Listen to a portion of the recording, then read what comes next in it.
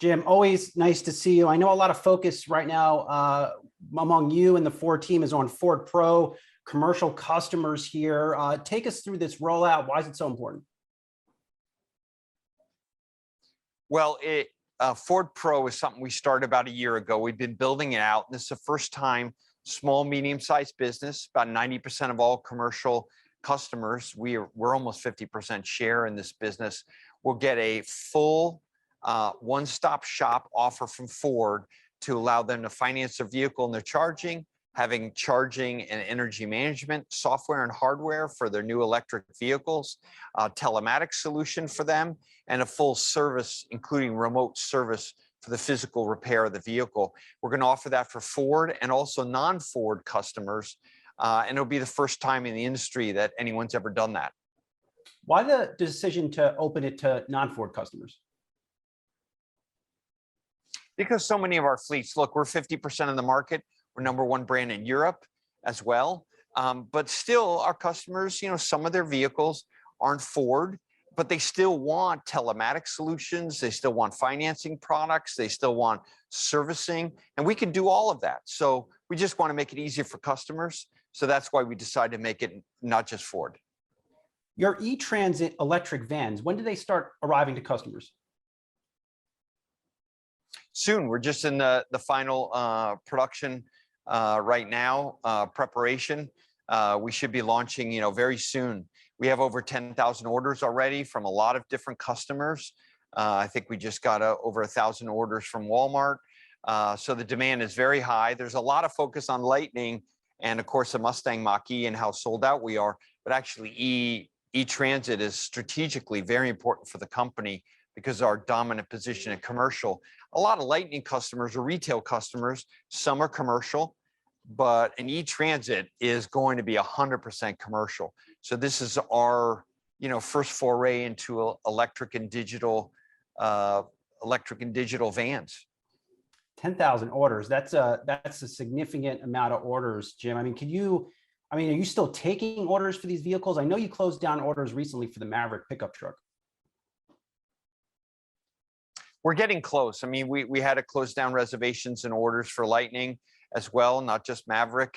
Mustang E is sold out for Mach-E is sold out for quite some time. We're getting close. We're not there yet. Commercial customers are a little different. They want to know if their racks fit, if their equipment fits. They want to test out the vehicle. They want to make sure the operators feel comfortable. And then you have to install charging equipment, both in the operators, maybe home sometimes, or even depot charging. So they take a little bit more time to get the orders correct. But I wouldn't be surprised if we're sold out on ETransit. You've been around this industry for some time, Jim. Did you ever think we would get to a day where you're essentially telling folks, well, we can't take any more orders for one of these vehicles we're selling?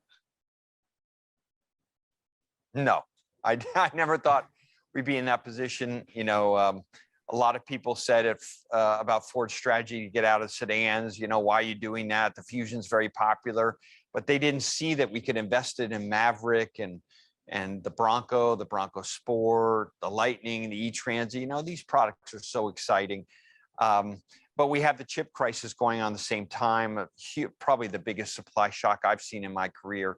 So all of it is happening at the same time. But I think the real encouraging thing is that Ford can develop great products where we do really naturally well, and we're being handsomely rewarded for focusing on our strengths. Definitely want to talk about the supply shortage. It's something you and I have talked about, in the past. But just on the Lightning, how many orders do you now have for that? We have about 200,000 reservations. Now we're converting those into orders where people have to physically order the vehicle. Almost very few of them are falling out. And, our original capacity was like 40,000. We went to 80. Now we're at 150,000. So, we actually, it's incredible how nimble the company's been in upping our capacity. But it's really encouraging to see. In terms of capacity, I know Ford has moved very quickly in adding extra capacity for electric vehicles, yes, with an eye towards really 2025. But just given the demand you're seeing for these electric vehicles and even hybrids, what's the next move by Ford? Are you looking at now a new series of electric vehicle investments? Well, I think the first thing for us is to scale. A lot of people have come out with electric vehicles, but our ambition is to get to 600,000 units of scale for our electric vehicles in 22 months. That means sometime later next year in the third or fourth quarter, we'll have a production of about 50 to 60,000 units a month. That is a huge scaling by the company. It requires us to more than double our capacity we had planned on already. So this is a huge scramble by the company. That's our first milestone, to get to 600,000. We think that'll put us, probably number 2 on electric. We were number 2 in the US in sales this year. We now want to be number 2 with our scaling of our electric production globally. And that's before Tennessee comes online, which is hundreds and hundreds of thousands of incremental products in 3 years from now. We're breaking ground on Tennessee right now and the Kentucky battery plants. So that'll give us even more capacity. So right now we're just busy scaling. We have hits on our hands. We just need to make more of these. Does it feel like an arms race inside the auto industry? Every day there's a new announcement of new EV vehicles, new EV capacity. What does it feel like to you right now? I think everyone's really excited. I wouldn't be surprised if some of them have seen the response by Lightning and Mach-E and very encouraged.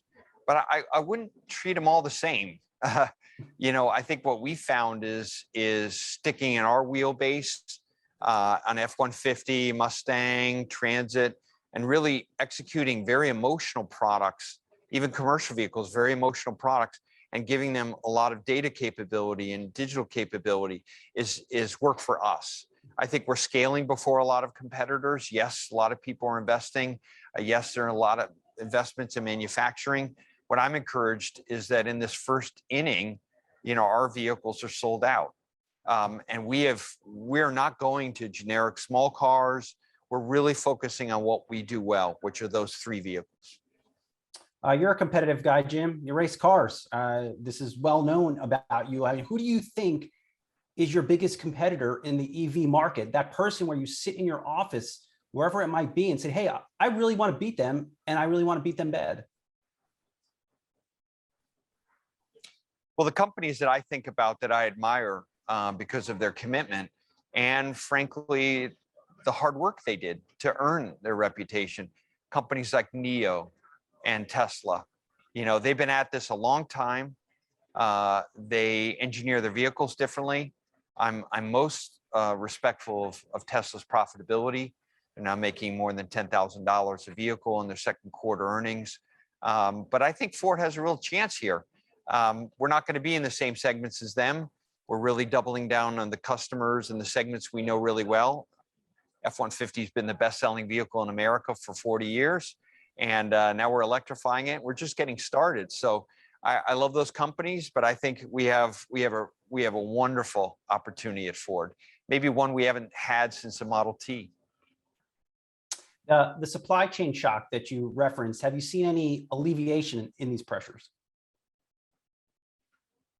No, not really, Brian. The fourth quarter, it did get better in the second half of last year, but we're still seeing the same run rate in the first quarter.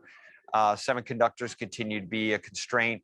And actually over the holidays, we saw some, basic automotive parts shortages because of our supplier issues not being able to make production. So absolutely, we continue to see the same disruptions in the market. And I don't expect those to get much better until next year. That ongoing shortage, Jim, does that mean if I want to buy a new car this year, and if I go to a dealer, I may not be able to find the car I want? No, we're really encouraging people to put in orders. We're approaching 40% of our US sales now are from orders. Actual people put in a specific order, waited for that specific vehicle. In fact, we're doing everything we can to encourage and even incentivize customers and dealers to put in orders because the customers they get what they want. It's better for our business because we don't carry stock. not a lot of waste of inventory sitting around. I haven't seen others do that, but this crisis in a way has really helped us get more fit. We need to improve the customer experience. We shouldn't have all the stock laying around. This has allowed us to move faster. And two, Jim, since we last spoke, a lot of focus on President Biden's Build Back Better plan. Now, a lot of incentives for EVs in that plan that are essentially collecting dust because the thing is not passed yet. How important is it from your vantage point that this bill gets passed? Mission critical for the EV incentives. Look, EV sales in the US are only about 3%, higher in some places than others, but 3%. China now has 50% of all electric cars sold in the world, and Europe is approaching 20% on pure electric vehicles now. If we don't get our act together, we'll be behind as a country. It's not just about helping consumers make this transition. All the battery production, all the jobs, the raw material development in our country, all the intellectual property. You know, we're the #1 employer in the United States in the auto sector. We want these jobs, these innovative technology jobs to come to America. This bill and the incentives for consumers will absolutely be the key thing to help us do that. We need to be competitive as a country.